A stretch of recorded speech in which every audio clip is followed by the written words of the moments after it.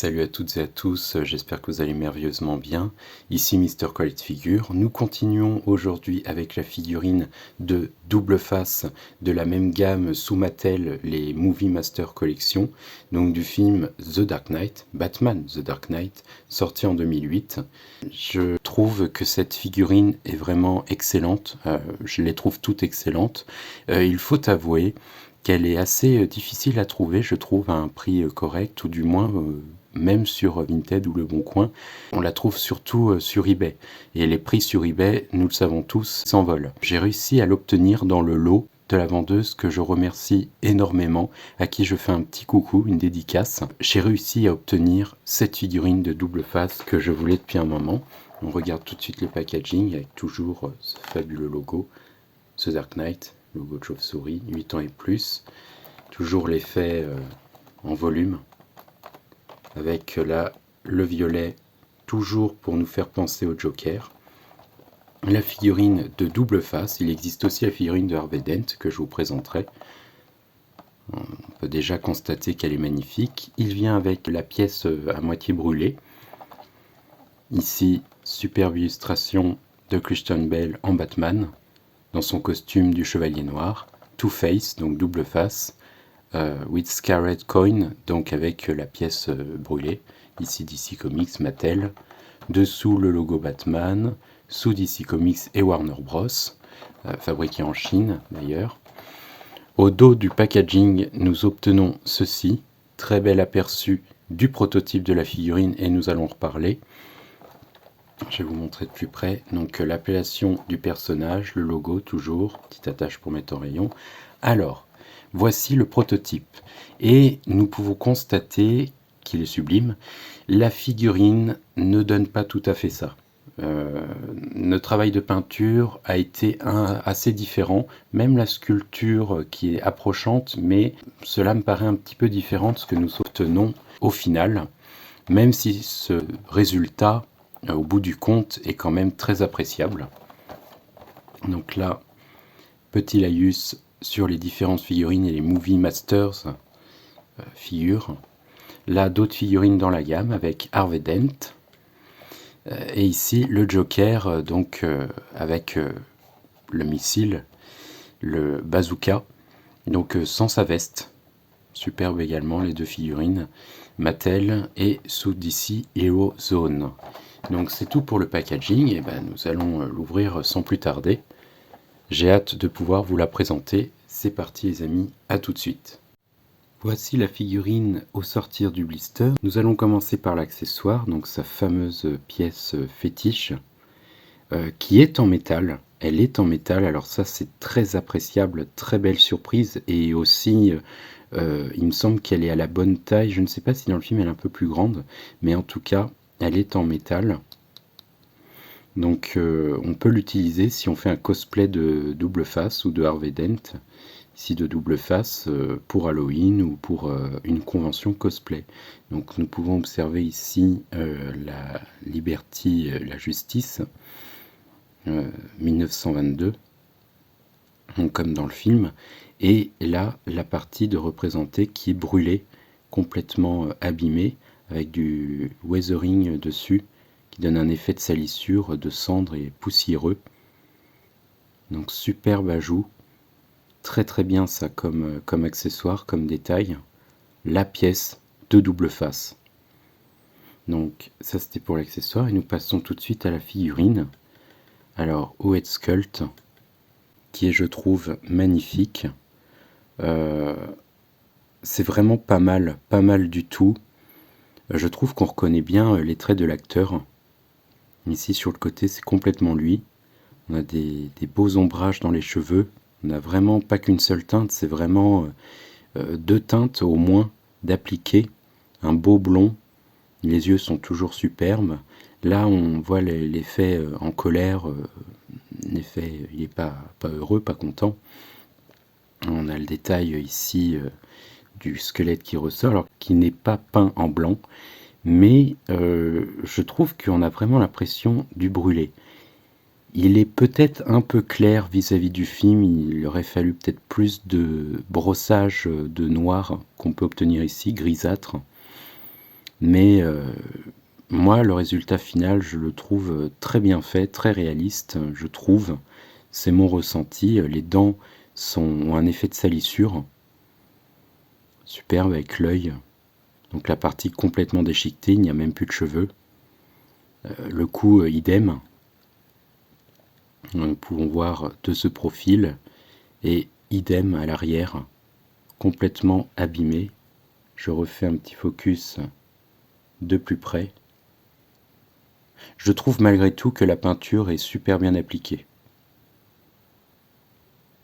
Superbe. Une très belle représentation du double face que nous avons dans The Dark Knight. Avec sa veste, alors la veste est reprise par exemple de l'Épouvantail ou de Gotham City Thug, de d'autres figurines de la gamme, mais avec ici une autre sculpture différente, avec l'effet cramé, l'effet complètement brûlé, avec les petites coutures, en fait la doublure rouge qui apparaît en dessous comme dans le film. Je trouve que cela donne beaucoup de réalisme. Ça ressort super bien, on a même sur le bras. Comme dans le film, il est brûlé que à ce niveau-ci, il ne va pas y avoir le pantalon de brûlé. Alors, il y a peut-être dans le film une petite partie ici et surtout à l'arrière qui devrait être brûlée, mais on a bien cet aspect avec un effet plus noirâtre, plus sombre sur le côté. Mais on retrouve bien la même sculpture que les autres vestes, si ce n'est voilà ce côté complètement abîmé. Il a une cravate en dessous qui est presque fidèle au film. Normalement, elle est plus bordeaux. Il n'y a pas de bleu réellement, mais c'est un détail. Elle est très bien réalisée. On obtient toujours la chemise à l'intérieur, avec la petite boucle de ceinture, la ceinture en elle-même. Le pantalon, alors le veston est cette fois-ci dans une coloris plus grisâtre, un chouille bleuté, mais pas autant que le Harvey Dent, ce que nous verrons par la suite.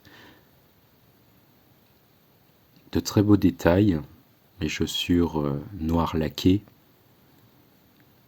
Et donc, comme je vous le disais, on va faire un petit comparatif. Là, c'est l'épouvantail que je vous ai déjà présenté, et nous obtenons en fait un moule idem de la veste.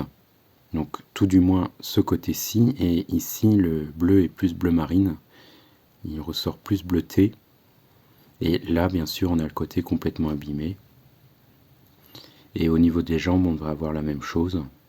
Et les chaussures sont peintes de manière différente. C'est ce que j'aime beaucoup. C'est ces touches de détails qui apportent beaucoup de réalisme, photoréalisme vis-à-vis de ce que nous obtenons à l'écran.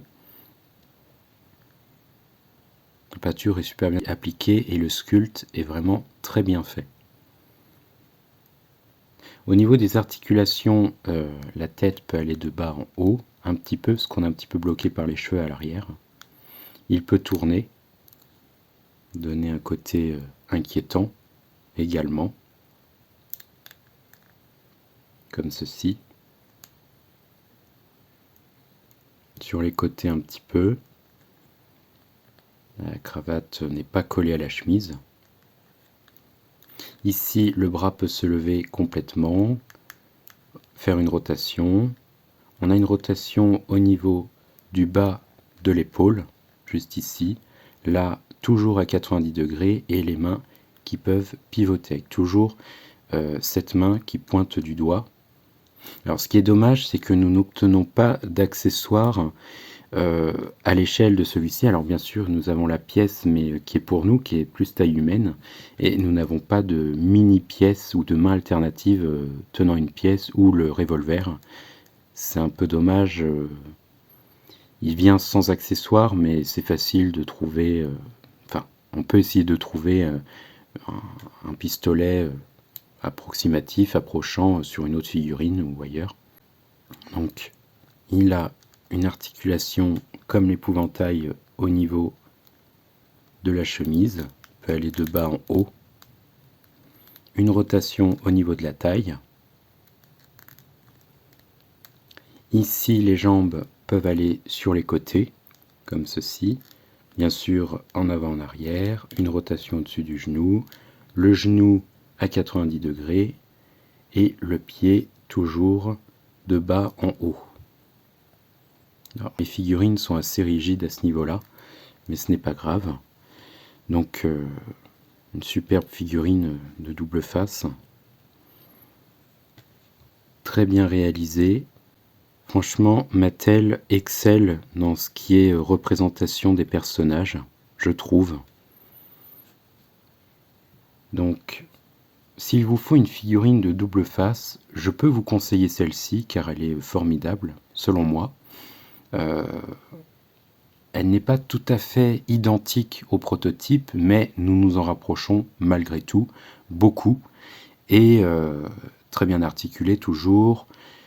Très belle sculpture du visage, des deux faces, aussi au niveau de la veste, les petits détails. Donc je vous recommande vivement cette figurine de double face. Il y a également McFarlane qui a fait sa version de double face. McFarlane des fois fait des figurines fantastiques et là sur le double face qu'ils ont sorti, je n'arrive pas à complètement retrouver l'acteur autant que ici.